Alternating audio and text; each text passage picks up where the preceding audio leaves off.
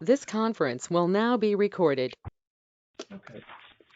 I think we're ready to start. I think we've got everyone for the call. I appreciate everybody being here today. So for our special meeting today, this is Tuesday, May 12th, 2020, special meeting of the Board of Finance. And the purpose today is to continue our budget discussion, which we initiated last week. The purpose of all this is to review the budget submissions versus the targets that we specified that have been provided by the Board of Selectmen and the Board of Education. So today we're going to focus on the Board of Education. I guess I'd start off the meeting by saying that these are certainly difficult times. I know many of you are sitting at home and have established a daily routine that hopefully you're able to live with, and it's certainly not without some boredom and desire to get out and do something else. I know I have two teenagers at home, and I certainly can empathize with anyone who's dealing with that. There's lots of focus on this pandemic that we're facing right now, but I think it's, in a sense, very easy to dismiss the magnitude of the economic crisis that we're collectively facing. Trillions of dollars in stock market wealth have evaporated on a global basis, certainly here in the United States. And I think it's important to point out that employment levels have dropped significantly. We're seeing employment rates that we have not seen since the Great Depression. This is not since the financial crisis, not since 9/11, not since the recessions in the 80s, not since the Great Depression have we seen unemployment that looks like this. I think it's been masked to a degree by government action that was not available during the Depression, but still, nonetheless, it's shocking to contemplate the many tens of millions of people who are without work. In Darien, things are not good either. There's nearly 700 jobless claims from mid-March through the end of April. A significant portion of our residents, and by the way, this, as I've said publicly, has missed those that are employed in New York City and might have had to file because they have to file in New York State. Stores, restaurants, other businesses, all still closed in our town or at operational levels that are much reduced, and there's lots of hurt in this town. So this is why the Board of Finance undertook this effort to take a closer look at our budgets. Both the Board of Selectmen and the Board of Education budgets were submitted before we really knew how bad all this was going to get. And so we started to ask the question about whether we should pass these budgets as they were presented to us with our usual level of scrutiny, or whether we should really take an even closer look at those budgets and try to ask the question, is there something more that we should be doing to meet the challenge that's been presented to us by this virus? So at our special meeting on April 23rd, we decided to suggest to both boards that they see what they could do to contribute to reducing the burden on our taxpayers. And we challenged them to see if they could get to one of two different scenarios. The first one is a flat tax mill rate scenario. The other one is a flat tax levy budget. So the first one would keep the mill rate the same as it was last year. The second one, a flat tax levy, would actually keep the dollars of taxes that we raise the same as they were last year. So both boards have submitted their responses. They were thoughtful and thorough. Last Thursday, we reviewed the Board of Selectmen budget. In the final analysis of that budget, we identified $1,173,000 in reductions or deferrals.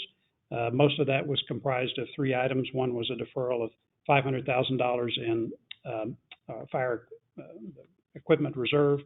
There was a 1-year delay in the civilian dispatch for the police department, and then finally an additional $150,000 in projects to be bonded. So today, as I said, we're looking at the Board of Education. I think before I get to how we're going to go through all this, I'm going to make a side comment. I don't normally do this, but I'm going to have to level some criticism at the CDSP as part of this process. This past weekend, they sent a letter to the Darien Times with a, as I quote, a call to action for all Darien parents and taxpayers. Our nationally recognized school system is at a risk of major budget cuts, and we need your help.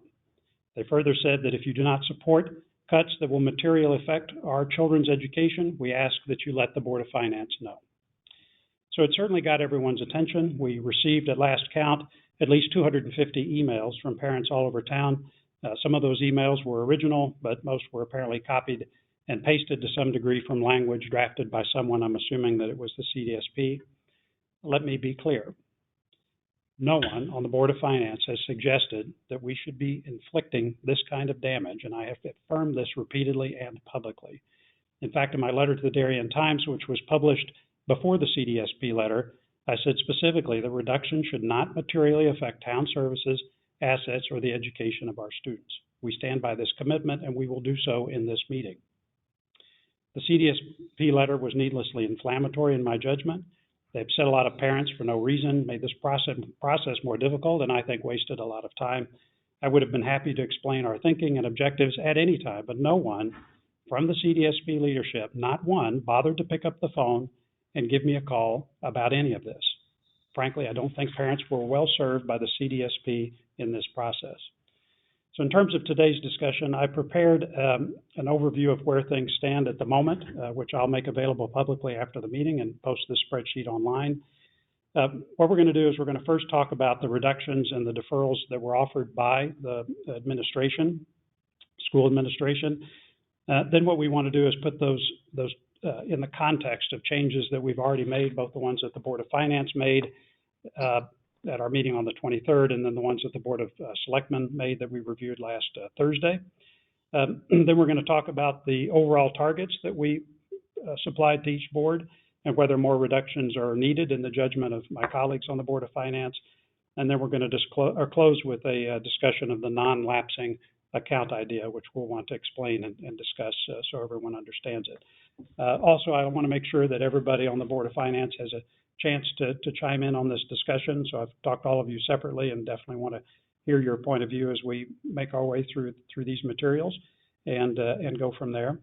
Before we get started on that, I did want to make one other point. None of us really know how this is going to play out. The Board of Finance has to set a budget this week, and we have to vote on it on Thursday. And we have to do it in a way that balances the economic difficulties with the desire to protect our town and our schools. Who knows if these will ultimately be the right choices? I certainly do not. But I do know that as circumstances change, we have the flexibility to act. If the town or the schools face new spending needs over the course of the next year, whether it's unforeseen spending, things didn't turn out as expected, or frankly, making our assets, services, and schools resilient to the coronavirus pandemic, we as a town, as a board, as town officials, we are in a position to assess and fund those needs. We have a healthy fund balance to draw on. We can even impose a separate tax levy in case of extreme circumstances. As I said in my Darien Times letter, these are tough and difficult times, and they mean that we're going to have some budget reductions to help taxpayers now, while protecting the services and assets that attracted us all to Darien in the first place. Again, a commitment that I stand by, and I think I can speak for my colleagues on the Board of Finance when I say that. So we'll start off first with the administration memo in terms of operations and operating expenses and capital expenditures that they proposed in their note. We'll then look at this in a summary context in terms of what the Board of Selectmen proposed. We'll talk about options for other cuts. And then, as I said, we'll wrap that up with the discussion of the non-lapsing account. So I'm going to start off first with, as I said, the suggested changes that the Board of Education or the administration actually made for us. And as I said, they're split into capital expenditures and operating expenditures. And so, as you'll recall, what we did as part of our process on April 23rd, again, just looking at capital expenditures, we made two changes right up front. One of them was we elected to bond the repairs to the Darien High School tennis courts. That's $525,000. So what we'll do is when that expenditure comes up, we will bond that. The second one is with regard to the Holmes HVAC design and development effort. I've spoken with the superintendent, and his view is that effort, the entire effort, not just the design and development work for $300,000, but the Holmes HVAC effort, is something that can be delayed for a year. And so we will be able to simply cut that $300,000, and that's not something that we'll be able to bond, but the superintendent confirmed that today. There's a number of other capital projects that we also reviewed, but I think are important to keep in the budget. One of those is for security cameras at the middle school for $160,000. Certainly would leave that. An update to a fire alarm panel at Tokenique for $22,000. One of the trucks that have been proposed for replacement, according to Mike Lynch, one of those is in pretty bad shape, so we'll leave that in the budget. And then finally, as part of a continuing effort to build resilience in the schools, about $100,000 for lockdown enhancement, which are confidential security measures. So we've left all those in place. The remainder of those capital items, though, we would like to defer and not do this year and defer to a future year. And those are as follows. There's two budgets in there totaling $70,000 for replacement of carpets at the high school and at the middle school. There's $35,000 to repave an access road at the middle school, $50,000 for roadway and blacktop, or $50,000 for curbside and blacktop at Henley, another $19,000 for roadway and blacktop at Tokenique, and then finally that second pickup truck that I mentioned. So all in, those capital expenditures, $223,750 is what we would propose to defer out of the Board of Education's capital budget.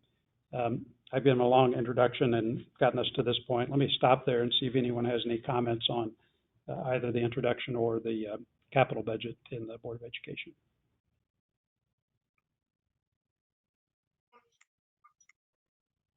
Okay.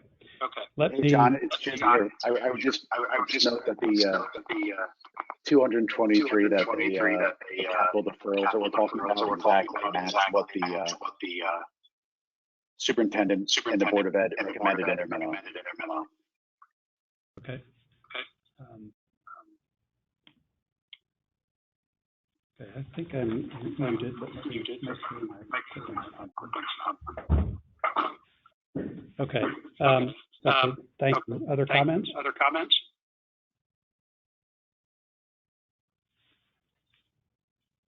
Okay. The Board of Education also, or the administration also proposed operating expenditure changes. So there were several of those. I won't go through all of them, but they had some general themes and consistencies around some accounting changes. They also renegotiated some contracts, auditing services, in-district tuition, a few other things. I think a telephone contract also got renegotiated. They also had some reductions that came about because of the increase in class load from 4.5 to 5 as part of the teacher contract that was renegotiated. All in, those changes, again, proposed by the administration, totaled $468,101. So this means that the total reductions that have been proposed by the administration for both capital expenditures and for operating expenditures total $691,851. Any comments on any of that?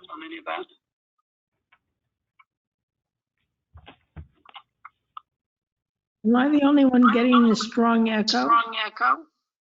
Yeah. I'm getting it also.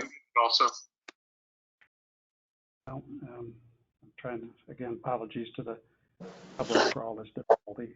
Dan, are you muted?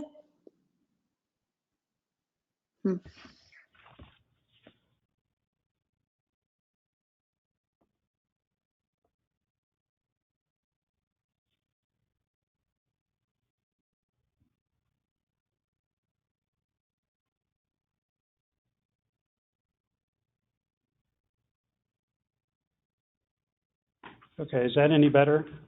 Is there still an echo? Can you all hear me? Oh, John, you're good there. It's better. Okay, great. All right, back to my question. Any comments or on any of the changes that the administration's proposed? Okay. All right, so as I said, the next part of this is to go through what they've proposed in the context of everything else that we have discussed. Jim, you and I have talked a lot about this. There's a section in the memo here that kind of pulls all this together and gets to a preliminary mill rate based on the changes that we've made so far. Would you care to walk through that? Yes. Hold on one second here. John, I think there's some interest in, because it was so hard to understand earlier, could you just go back and repeat that section that was, kind of happening during the feedback?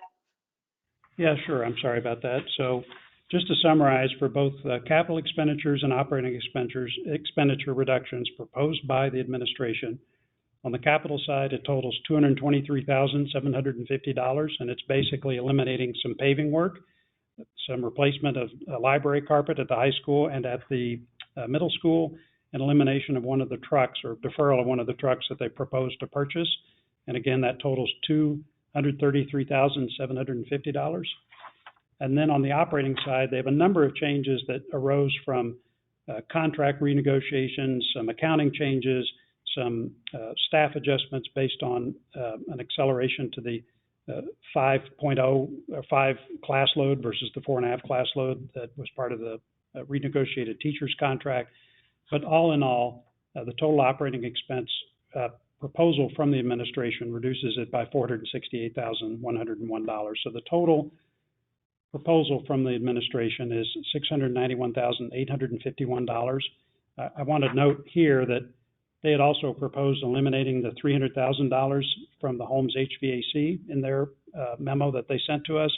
But note that that was actually something that we took out before on the 23rd. So that amount had already been taken out by us as part of our process. So in terms of the incremental changes that they propose, it's $691,851. Questions, comments? You want to address the 287 number at all? I do. I was going to get towards that at the end. Okay. So John, it's Jim here. If I could make a few comments on the 468 that that Rich and Alan and the administration identified there. That 468,000, as you mentioned, included things like them going back and revisiting everything from garbage collection to software maintenance to auditing services, revisiting everything that we pay from the telephone bill to maintenance equipment and textbook and forth, and that totaled $468,000. That reduction was across a piece of the budget which totaled $19 million. So the district was able to successfully go back and identify $468,000 across $19 million of the $103 million proposed budget. Yep, that's great. Absolutely. Okay, so again, if we pull all this together, both the reductions so far for the Board of Education as well as what the Board of Selectmen we'd identified last Thursday and a few other changes, you want to walk us through where we end up in terms of a preliminary mill rate, Jim?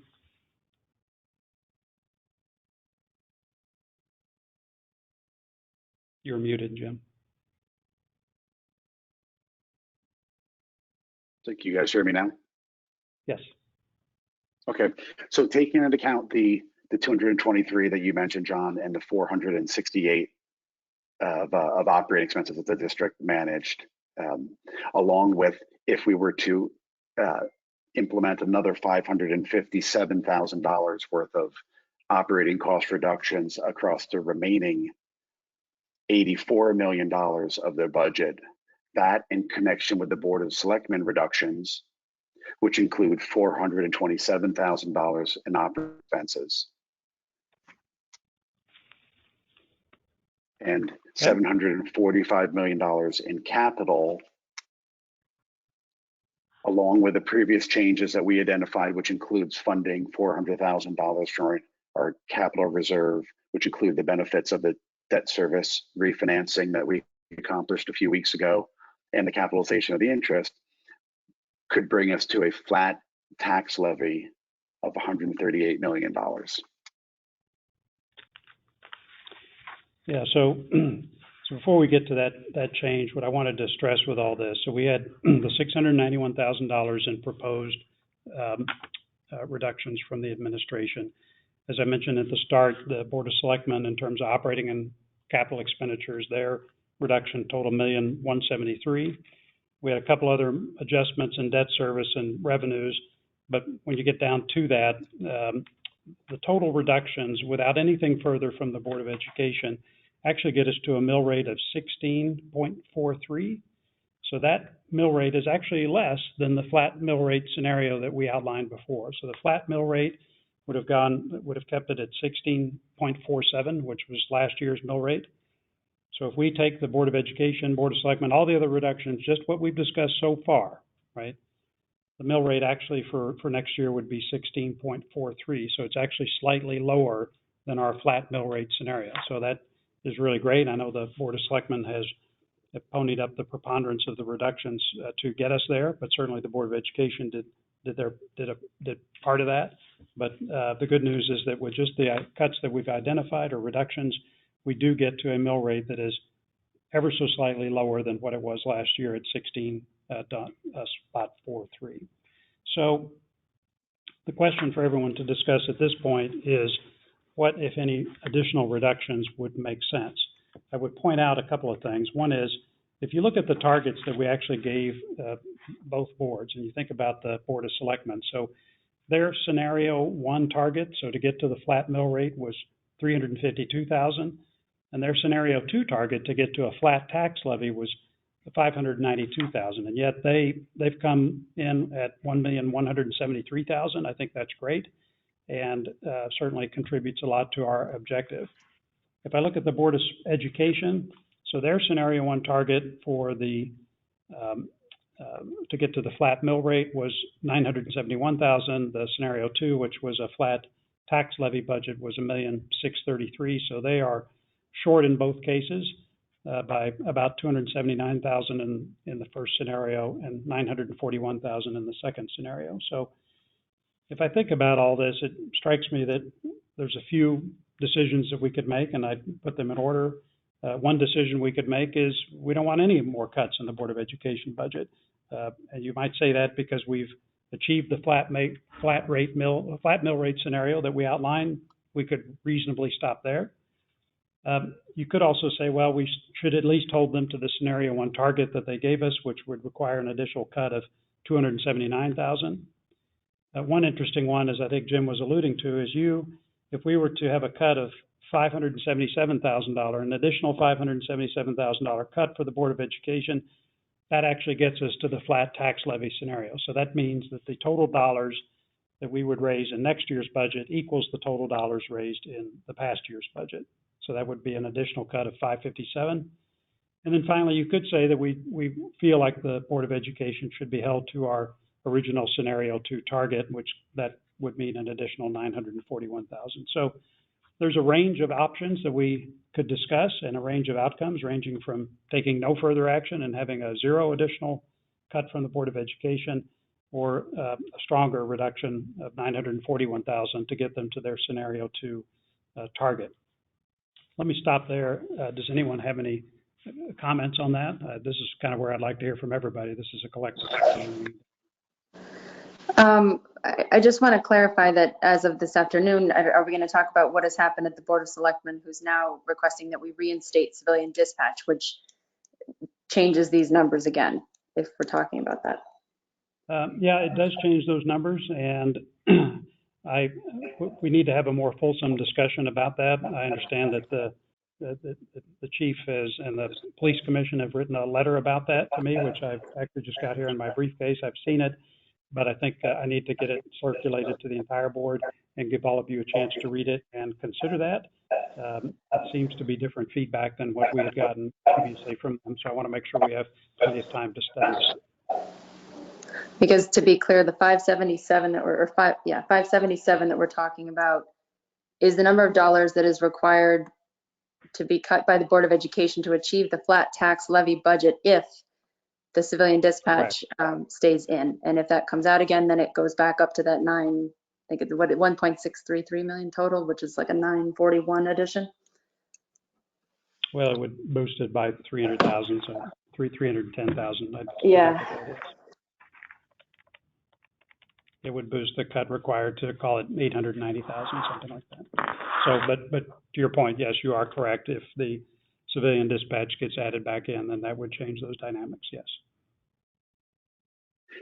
Hey, John, just to make sure like we're on the same page here, and I think just clear for everyone that's watching, I think to kind of walk everybody through, the Board of Selectmen, given that they identified and we're considering cuts that are in excess of their scenario 2, if we roll those into the larger budget and include only the 223 capital that the Board of Education identified and the 460,000 approximately of operating cost reductions that they identified, the Board of Ed would come up about 279 short of the scenario A that we asked them to identify, but because of the additional cuts that the Board of Selectmen proposed and that we're considering, it would actually bring the mill rate slightly down. But in order for us to get the overall town to a flat tax levy, which was our second scenario, that's the case that would require an additional $575,000 of reduction. Correct.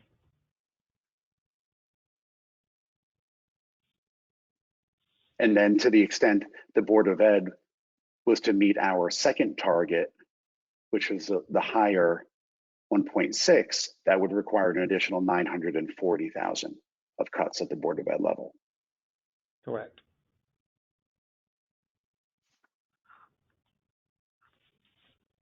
Is this the point that we want to talk about the 287 and the non-lapsing issue? Because it's all kind of relates together a little bit.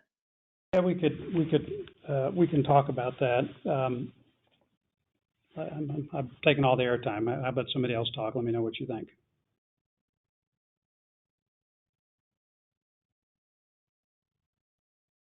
Well, you know I will talk, so okay. So I would say that a couple of things. One is on the 287,000, just so the public knows, the administration has identified several things that could contribute to a shortfall in their budget. They're mainly around the potential cancellation of summer school for the Darien High School and some revenues associated with that. I actually don't know that there's been official word that summer school has been canceled. That's certainly been talked about, but this is all in anticipation of that. I think as a general theme, rather than trying to plan for that right now, I would actually put that in the bucket of coronavirus or pandemic related changes that might come up at some future point. Rather than trying to plan for it today, I think a better option would be to and make sure that we're flexible, because one of the things I set up at the beginning was if these types of expenditures come up or things that are not planned for, the town is in an excellent position to provide for that through new appropriations. We have a healthy fund balance. There's lots of ways to address that. And so my inclination would be to not plan for that right now. Again, I think the cancellation of summer school is not confirmed. But in any case, if it is, what I'd rather do is have a discussion more holistically, say in the fall sometime when, or in the late summer, when plans for the fall start to come into focus and we've got a broader sense of exactly what's going to be required. Summer school may have happened at that point, or other things will have changed. But I think we take a regular look at this and have regular discussions with the Board of Education to make sure that their needs are provided for. And if they need something because some of this stuff has fallen short, whether it's this 287 or something else, make the case and we'll have an appropriation discussion like we would for any other unplanned expenditure. Comment? Hey, John, it's Jim, and I would agree with you. I think that the 287, which is largely the result of of lack of summer school revenues and so forth, I lump into sort of a larger set of unknowns across the town services, police, fire, safety, school, a number of different initiatives across town, which it's really too hard to tell today how we'll have to change the way we deliver services 2 months from now, 4 months from now, from 6 months from now. So, in considering this, I recognize that they indicated the 287, may indeed be a shortfall as a result of the revenue, but I'd like to wait and sort of look at that when we know what's going to happen rather than taxing for it today, and try to think about an approach, as sort of across the town and how we develop with all these different types of issues. Right. Okay. Other comments? I can live with that approach. I think at the same time, with respect to the 880, as the summer school thing kind of develops before the end of the fiscal year, I think we should be a little forgiving, if you will, not hold it against them if they don't give us back the full 880. If they kind of work with that a little bit on the 287, if that's the right number. Okay. Good comment. Other observations? Anybody? John, I'm in agreement with what Jim, sorry, whoever I cut off. I'm in agreement with both you guys on the 287. I kind of want to leave the 880 off to the side for a second, if that's okay. Okay. I don't know what we expect, right? The state kind of reopening next week. I think this thing will play itself out a little bit. The other thing I've been hearing, and you guys have seen the news, there's a thought of another stimulus coming down the road, mega billion. Can everybody else mute? So there's earmarked upwards of $500 billion for states and local municipalities. I'm not saying it's coming to Darien, Connecticut, but I'm just saying that it appears that there's money down the road. I would prefer to kind of take this off the table for now. I agree with you. This to me is another one of those COVID-related expenses that if they're incurred, let's deal with it separately. To TBD, like this could be 2 months from now or 3 months from now. So let's deal with it then. Okay. I guess, I mean, I'd love to say something about this in general, and I guess I have a lot of comments on this, but with regard to these unanticipated expenses, you know, I've got so many, as we all did, so many emails from concerned parents over the last several days. I think one thing needs to be said loud and clear. No one on this board is looking to make cuts that would materially impact education. I have 4 kids of my own in this system, so you know, you can be sure I have an interest in protecting it. In fact, we're engaged in this process tonight to prepare the town for what could really be far more spending on education in the coming 12 months, whether it's because of increased enrollment, cleaning costs, smaller class sizes, you know, you name it, that all very well might happen. We just don't know what it looks like yet or where it's going to come from. So tonight we're really just discussing reductions to an increase in a budget that was submitted before the coronavirus was ever an issue, and therefore likely has spending initiatives in it that either won't be relevant or maybe candidates for deferral in the face of the coming storm. To the parents who took the time to write, many of whom are friends of mine, I'm sorry you were so misled and unnecessarily alarmed. No one here is suggesting that we are unwilling to spend more money on education next year. We're here because we want to achieve 2 things. First is to reduce the burden on the taxpayer today. You know, as John cited, more than 8% of our Darien neighbors are already unemployed, and those numbers are going up every day, and they don't even include workers that work out of state or self-employed workers. Actually, they're not in there either. Additionally, surveys and estimates predict that 25 to 50% of small businesses may never reopen. So our neighbors need relief, and we need smaller budgets to achieve that. The second purpose of this exercise in my mind is to maximize our savings, so the general fund reserve, as we head into the storm. This is our non-lapsing account. We anticipate that you will need to tap it. To ask that we create a non-lapsing account is simply to remove the RTM from the process. And to ask that we use it to reduce the cuts to next year's budget is to deny taxpayers the relief we are requesting. Any money saved this year needs to be returned, in my opinion, in its entirety to the general fund for reappropriation by the process and bodies outlined in our town charter. Money spent this spring will only reduce the funds we have available to assist you next year, and essentially would be declaring priorities today more important than priorities we may have tomorrow. I strongly discourage it. The budget presented to us in March was up 3.4% year over year, and we've asked for reductions of no more than 1.57%. That would still leave you up, worst case, 1.83%. Greenwich's education budget will be flat this year, and many other towns are seeking the same. The Board of Education has identified almost $700,000 as we went through already in reductions, and not one of them affects, let alone hurts, children or their education, and thank you for doing that important work. The balance, which in my mind is less than $1 million, represents under 1% of the pre-COVID budget. I strongly believe that's doable without materially impacting children's education. We, the Board of Finance, are not here to damage education in Darien. In fact, we're here on behalf of taxpayers to protect it and other critical town services like fire, police, human services, and infrastructure in the most fiscally responsible way possible. We are trying to position the town and schools to best survive this crisis, to be as lean, efficient, and prepared as possible before these unanticipated costs hit. And to do that, we need some belt tightening today on items that were priorities yesterday. We'll be here for you, ready and waiting when you need us. And that's what we're doing here tonight, in my opinion, and thanks for giving me the time. I hope we'll have your support and cooperation in this important effort.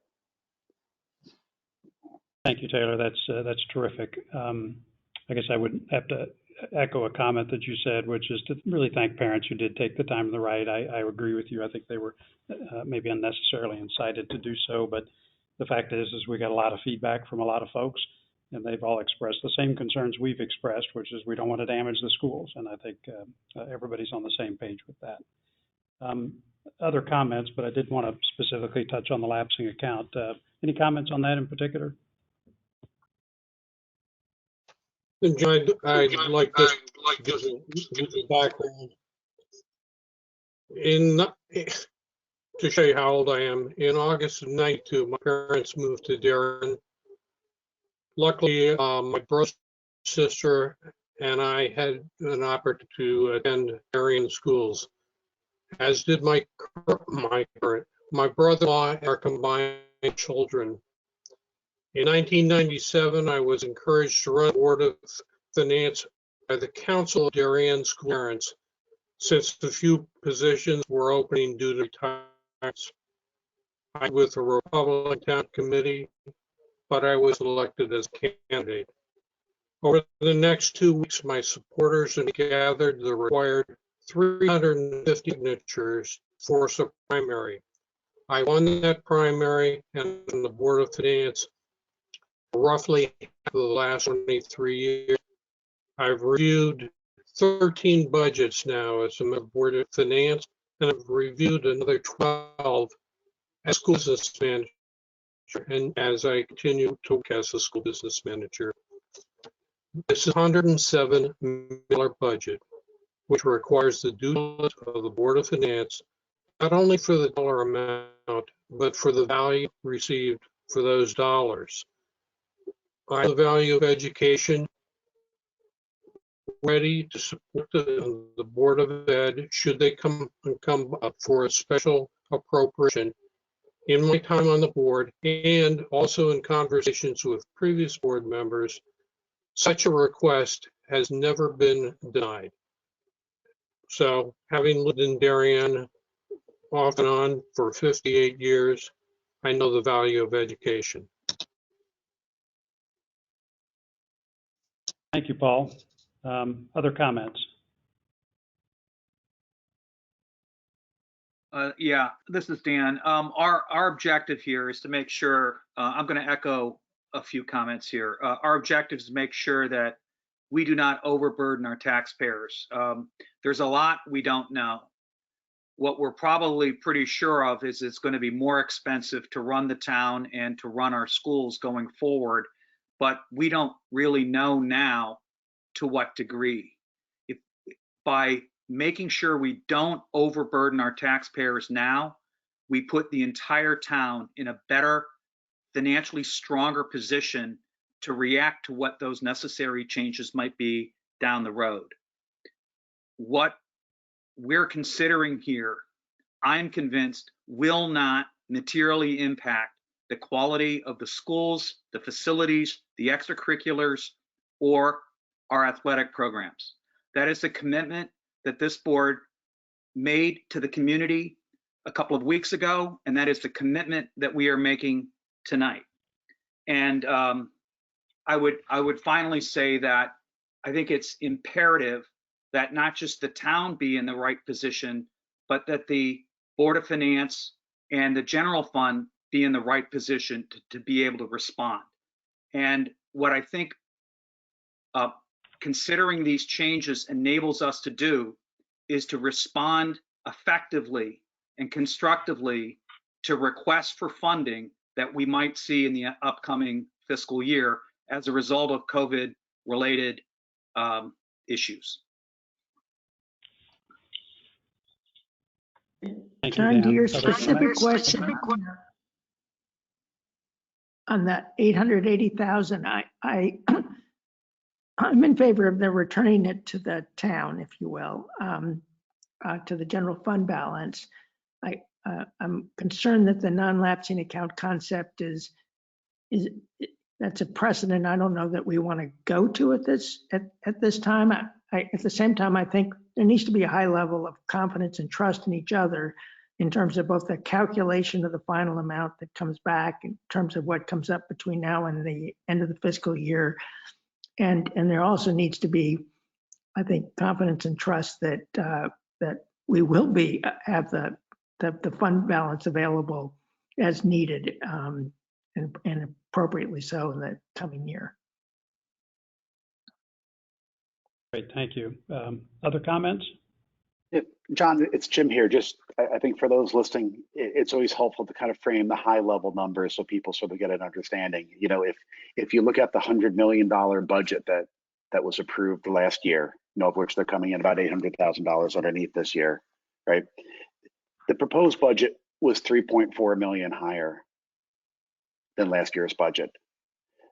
The reductions that Rich and Alan found by kind of combing through 20% of the budget kind of reduced that increase by about $500,000, brought it down to a 2.9% increase. So regardless of the outcome here that we ultimately choose and how much more, you know, of a reduction we carefully kind of put on the operating budget, there's still going to be upwards of $2.5 million of additional money spent on education in Darien this year versus last year. And I think I would also point out, you know, there were a lot of questions, you know, that I received an email, you know, questioning what our commitment is to education in this town and how important education is, you know, when people consider moving out of the city and they're looking for a location in the suburbs. I guess I would also add, you know, as this whole pandemic has broke out, I think it was 3.5 weeks ago that this board, and working with the town, moved forward with a $25 million 20-year bond offering to help finance the first $25 million of what will likely be a $66 to $70 million elementary school. So I think hopefully, you know, the approval of a budget, which is, you know, ultimately somewhere between 2.5% to 3% higher than last year, our sort of continued support of the schools for going out and bonding in what has been sort of a hectic and unknown market here to build a brand new elementary school. Hopefully that speaks loud and clear to kind of all those that are listening that this board and the town supports education. Okay, that's great. My own comments on the non-lapsing account, just to review what this concept is so everyone watching is clear. So the Board of Education has signaled that they would have a potential surplus this year of about $880,000 for a variety of reasons, but that surplus in normal times would simply go back to the town and we would put it into fund balance. And so fund balance is our reserve and it would be available for future spending. So what they've requested, though, in this case was to say, we'd like the non-lapsing account created. So we, instead of the $880,000 in surplus going into fund balance, it would actually go into this non-lapsing account. And so what would happen is that would be reserved for the Board of Education's use. And they had actually in their memo planned to have several expenditures go against that non-lapsing account. But the theory of the case is that they would be allowed to keep the surplus that they're generating this year and then use it to spend on planned initiatives for next year. So the good news is that we would still be able to cut that spending, right? We don't have to tax for it. And the reason we don't is because it's going to be paid for out of this year's surplus, out of the non-lapsing account. So that's how that would work. The bad news is, I think, as Dan has alluded and Frank as well, it does create a precedent, if you will, that says that not just the school district, but all departments in town would say, in a year I've got a surplus, we'd like to have a non-lapsing account so that we can use that surplus for our department or for our division for next year. And so that's a precedent that other towns and boards of finance have taken up, but to the point made by some of my colleagues, we're not prepared to do that now. I would say, though, that really the difference between a non-lapsing account and having this go to fund balance is really just one difference, right? If you put the money in fund balance, it's still there, right? So if the Board of Education comes to us and says, well, we have some expenditures we need to cover that are not in our budget, we just go through an appropriation process like we've done for years. So they would make that presentation, the Board of Finance would approve that, it would go to the RTM for an appropriation, and then the money would be spent for those purposes. With a non-lapsing account, the way it would be set up is we'd have rules around it, but the Board of Finance would be the final decision maker on that spending, and that doesn't include the RTM. And so I think that part of the reason from what my colleagues are saying is that putting it in fund balance has two advantages. One, it gives us flexibility to deploy those funds that are returned in whatever capacity they need to be deployed, and we just don't know what the year is going to bring. Plus, it ensures that the RTM is included in any decision like that. So I think that would be the reason, if I'm hearing you right, that we would not do a non-lapsing account. But importantly, as I said before, the funds aren't going anywhere. They will still be in fund balance and still available for a future appropriation. So, other comments? Okay. So it gets back to the discussion that we had before about what if any changes do we want to include or undertake for the Board of Education budget beyond what they've proposed. As I said before, it feels like the options range from zero, do nothing, the changes are enough, to something more. So $279,000 to get to their scenario one target, $577,000 to get to a flat tax levy budget, and $941,000 to get to their scenario two target, or maybe even something different than those options. Comments, reactions?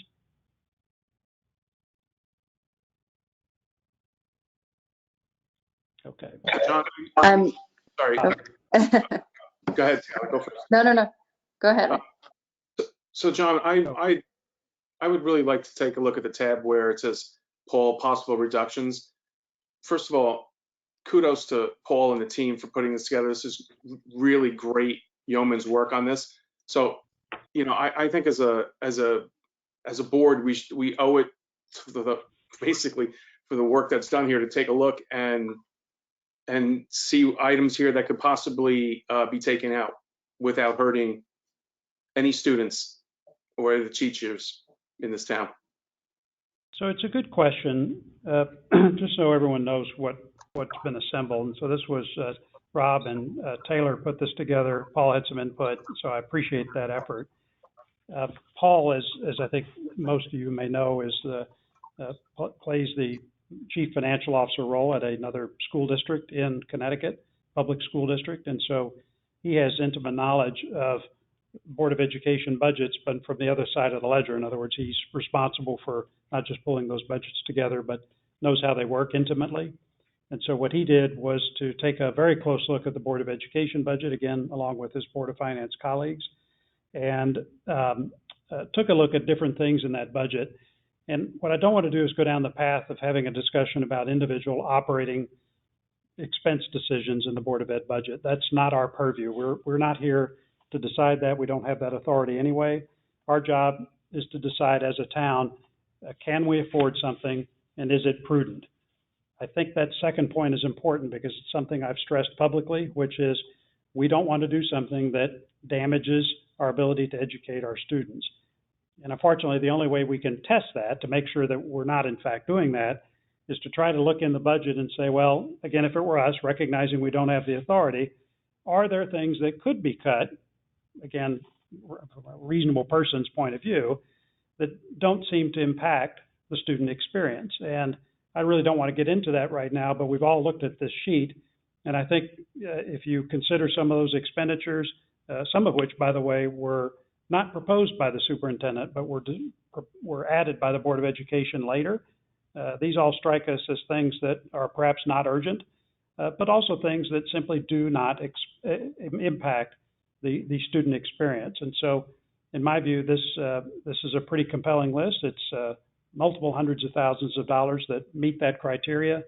But I think for me, and I think for other members of the Board of Finance, it was helpful to see a list like this, just to give us comfort that our important test is being met, which is if we have an additional cut, could they really do that without impacting the student experience? And I think from this analysis, the answer to that question is yes. Comments? Yeah, I would just say that, after doing this work for about 3 years now, I feel very comfortable that we can achieve these cuts without any teacher reduction specifically. I know parents are very concerned about that. I would be very upset to see any teachers lose their job over this because I think it's very findable in other places. John, it's Jim here, and I'd kind of reiterate what you said in the beginning. The Board of Finance's job is not to, we don't have line item control over the Board of Ed budget. We approve overall spending for the Board of Ed, and they choose to sort of allocate that or reallocate that, throughout the year and to meet their priorities. But I think when you look at the fact that the administration was successful in going back and finding $468,000 of savings, and kudos to Rich and the work that he's done, but he found 468 of savings across 19 million. That's 2.5% savings on 20% of the budget. I think the question I think for us, the board, is what do we think is prudent to consider to help us kind of meet an overall tax and spending and financial strategy of the town? What do we think is prudent, if you will, to ask the Board of Ed and administration to kind of go back and look for across the remaining $84 million of the budget? Right. And I think, having done this for 10 years here and been through that many different budget cycles, I think across that other 84, I think through continuing to find savings and optimize and efficiencies and so forth, I think there's additional room there without having any material, any effect on kids, on teachers, or on the programs that have kind of brought the schools to what they are today. Great, thank you. Other comments? I'm generally in agreement here. I think this is an exercise that's going on all over the country. And I don't see this, what we're talking about here, as a competitive disadvantage for Darien. If anything, it's actually a competitive advantage. I do, however, want to echo what everybody has said about being willing to kind of adjust going forward. I think it's critically important that the Board of Ed and the Board of Finance end this process on good terms and a willingness to talk to each other, and an understanding that we're together and going forward. Great comment. I agree. Other comment? Yeah, I would like to echo what Frank just said. I think we need to make sure we have the right partnership with our colleagues on the school side. I'm afraid that it's been characterized needlessly as something other than that. And as I think someone mentioned, or maybe multiple people mentioned here, what we're talking about here is a growth in the budget beyond what was spent last year, just not quite as much as had originally been identified, principally as a result of our response, our required response to COVID, and the need to make sure that our taxpayers are as unburdened by additional or by taxes as possible. Great, thank you. Other comments? In looking at it's not my list, it's actually the compilation of four of us, Jim, Rob, and Taylor. And I don't want the moniker on it that it's Paul's reductions, but those are reductions or suggestions for reductions that we could share with the Board of Ed, whether we choose to do them or not, just to point them at specific items. Great. And just oh, and one other thing, it's a little off the subject. Finally, that we will get a state-by-state education stabilization fund. So $4 million for the state of Connecticut. At least a couple hundred should trickle down to Darien. I haven't seen the final figures, but that could help with that prospective 280 short. Great. Okay, thank you. Okay, I think we're at a point now to kind of get everybody's perspective on what additional cut, if any, you'd like to add to what the administration's proposed to the Board of Education budget. As I said, I've laid out a few numbers here that have various justifications as to why you might pick them. But does anyone have a suggestion as to what they'd recommend for additional cuts, if any? I'll just say that I'd like to achieve the flat tax levy budget, whatever that number is, if it's the 941 now, or if we're gonna have to adjust that. I'm in support of that. I believe it can happen without material impact to children. Okay, so, well, so to achieve, again, assuming we don't restore the civilian dispatch, we'll have to discuss that on Thursday. But as things stand now, to achieve the flat tax levy budget, we would actually do a cut of $577,000. So is that what you're proposing, or are you proposing that you want them to stick to their scenario 2 target, which is 941? Right, the original flat tax levy, which was the larger of the cuts. The 941. So it would be 941 right now, yep. Okay, other comments? It's just a little thing, but in your sheet, John, there's at one point you used the 557, and another spot you used 577, just. Oh, I'm sorry, it is 577. I apologize for that.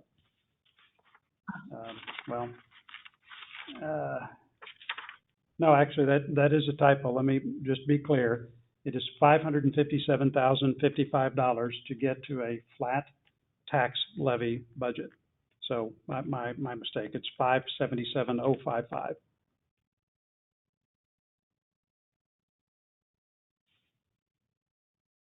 Well, I'm willing to go there. I'm not prepared to agree to go past that in order to achieve the flat tax levy if we don't do the civilian dispatchers.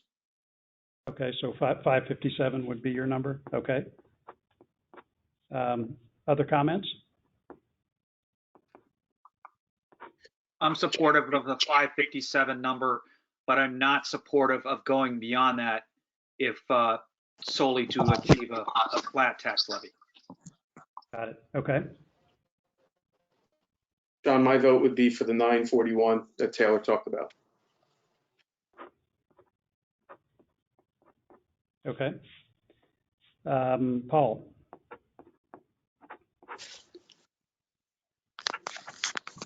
We can't hear you, Paul. You're on mute.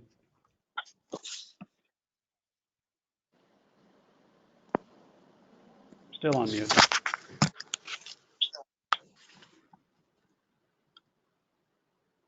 You're still on mute, Paul.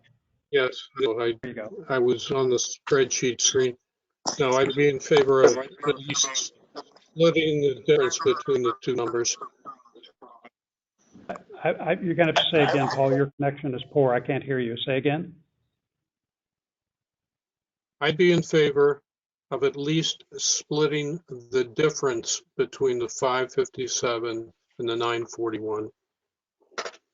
Okay. Hey, John, it's Palin. I'm back on. Okay. Your view, Jim? John, I was off for like the last 3 minutes here, so I missed exactly what was happening. So just to recap, we are trying to get everybody's views about what, if any, additional cuts they would do to the administration proposal, ranging from 0 to 941,000, which is their scenario 2 flat tax levy target. Those would be the additional cuts that they would need to make in order to achieve those targets. So far we have Frank and Dan at 557, Rob and Taylor at 941, and Paul would split the difference between the two, 749. So the question is, where are you on this? Yeah, I would support the, hold on 1 second.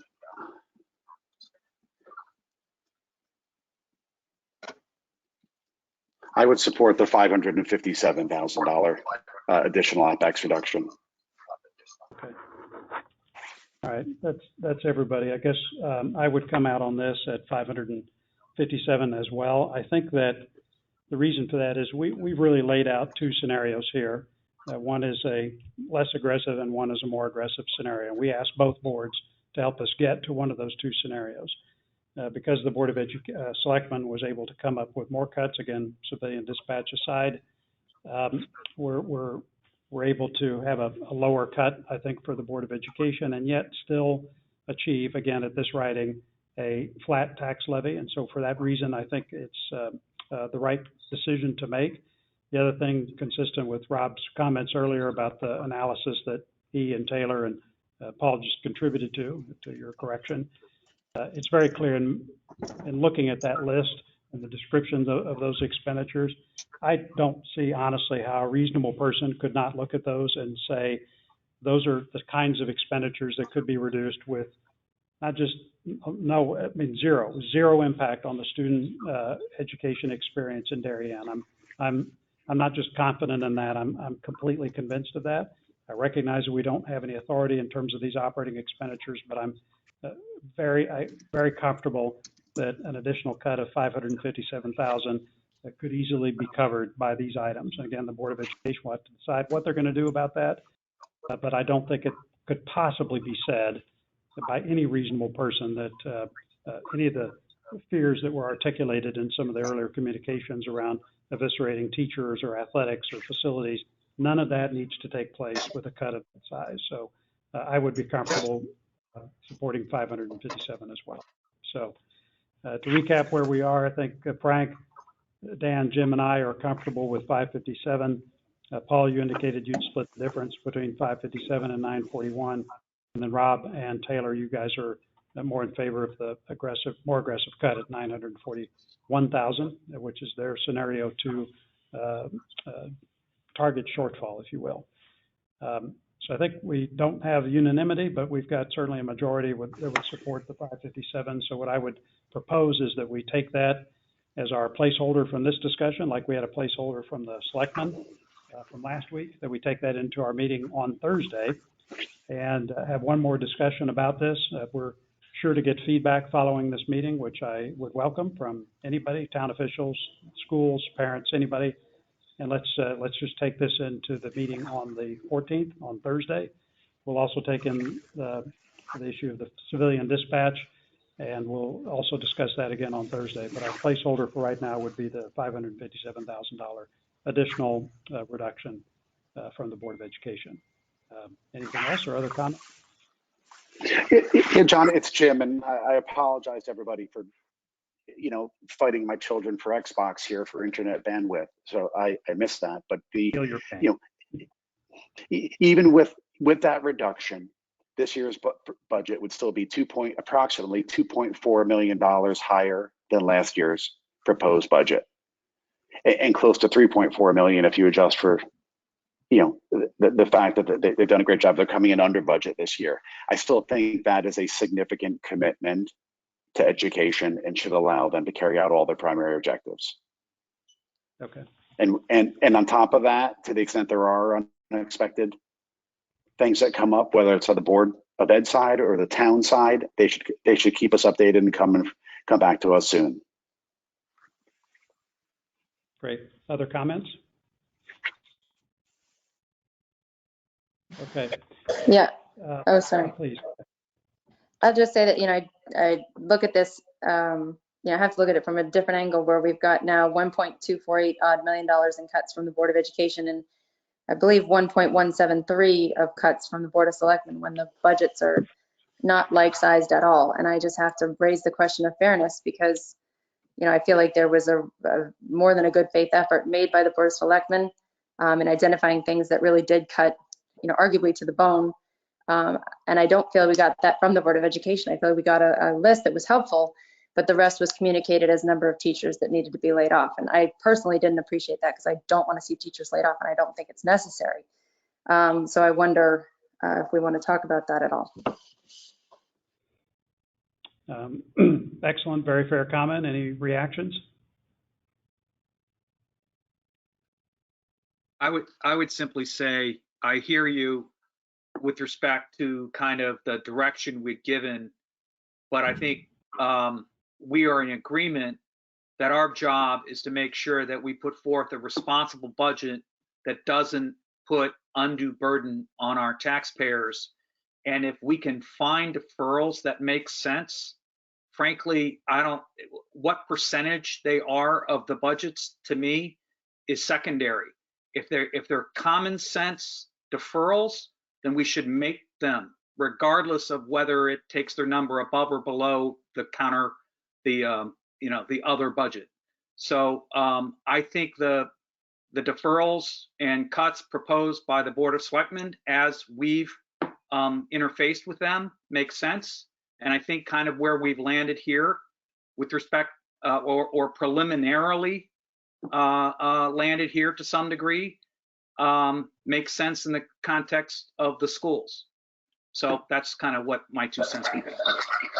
And I do hear that, and I think I would agree with you entirely that there could be a non-proportional distribution of reductions if we had received the same effort by the Board of Ed. Okay. All right. Any other comments? Otherwise, I've got a couple closing comments I'll make. Okay. So I think in reflecting on all this, my objective was to come up to an outcome where everyone is modestly mad at me. I think I've accomplished that, or we've accomplished that with these numbers, with the possible exception of CDSP, which may be really mad at me, and I would accept that, but felt that I had to say what I did to those fine folks. I would be happy to engage them in a discussion at any time on this or any other topic, but I offered my criticism in the spirit of something productive that would help us all improve the way we communicate and interact. This is not the first such meeting that we're going to have going forward. The remainder of this calendar year and frankly the coming fiscal year is going to be full of meetings and difficult discussions exactly like this one. And I would just urge everyone, all the town boards, the RTM, parent groups, and individual citizens, it's really going to be important that we all work together on this, that we have open lines of communication. But it's also important to recognize that we're going to have different points of view, that we're never going to be unanimous, that there's always going to be things that we simply can't agree on, but that ultimately somebody's got to make a decision. And in at least for today, the decision about this budget and what the ceiling of that budget should be rests with this board. The RTM has a role later and could cut further. That's with it's their prerogative, but they cannot add to the budget. So anyway, I hope everyone is just modestly mad at me today, not furious. The other thing I did want to do is stress a point in closing that I've made before, which is not just this is the last such discussion, but to the Board of Education, Board of Selectmen, and to any parents that had any concerns about this process, I'll commit to these two things. One is, if there is a real need or there is a problem in terms of a required expenditure to meet the needs of the town or to meet the needs of students, I will be the first person to convene this board immediately to make sure that we hear those concerns and can do a fair assessment of what's being proposed, and that we convey that to the RTM for an appropriation as soon and as responsibly as possible. We all live here. We all have property here. We all want the best for our children. We just all have to collectively work together to figure out how that's done. But the second thing I would say is I wouldn't be dismissive of the people who are in pain in this town. We heard from a lot of parents that said, look, you can't touch these schools. We're willing to pay higher taxes to preserve everything for these students. I get that. There are a lot of property owners in this town that are facing not just a couple of months, but many months of no rent, simply because there's no economic activity with any of their tenants. This could go on for a long time. We are just getting started with the pain that's associated with this. And I think we all have to collectively take a step back and say, we need to take into account what those town residents and those town businesses are feeling and experiencing, and ask ourselves, what can we collectively do to say, we don't want to destroy town services or compromise the education of our children, but if there's something that we can tighten up to reduce the tax burden on everyone in these very difficult times, I think it's our responsibility, both as town officials and frankly as individual citizens, to ask what we can do to help those fellow residents and businesses in this town. And so I would challenge everybody who's listening to this to take that approach, knowing full well that this town will respond and make sure that we spend where we need to spend, but that it's everybody's responsibility to tighten up as much as possible right up to that edge. So I appreciate everyone's patience as we work through all this. The last thing I'd say is I'll get a PDF of this spreadsheet that shows a summary of all the changes that we've made so far, both coming out of this meeting as well as the Board of Selectmen meeting. So anyone who wants to take a look at that spreadsheet can do that. Again, we certainly would invite further comment. BOF at DarionCT.com is the email address to reach everyone on the board. would love to hear from you. And of course, my phone number is floating out there, and I will pick up if I can if you want to talk to me. So that's all I have to say, unless anyone else has anything to say. Can I get a motion to adjourn? John, I would ask that you delete the Paul's reductions from the spreadsheet if that is posted online. Yeah, That no should be problem. confidential for the board Yeah, to communicate with the board if they ask for it. Yeah, I'm not posting that. I'm only going to post the analysis that I did. So, yep. What else? John, it's Jim here. I'd thank all of our board members here, because I think this is the culmination of sort of 3 months of work and a month of very recent work having to react to all this. So I just kind of like to thank all the fellow board members for all the work that everybody put in and thought they put into this, and appreciate both the Board of Selectmen and the Board of Ed coming back with their memos and their details of where and how much they could cut. So thank you. Great, thank you. Other comments? If not, a motion to adjourn? So moved. Okay, Jim, second is Frank. All in favor? Since we can see everybody on this. Terrific. Okay, we stand adjourned. See you on next Thursday at 5, or this coming Thursday at 5 o'clock. Thank you. We're adjourned.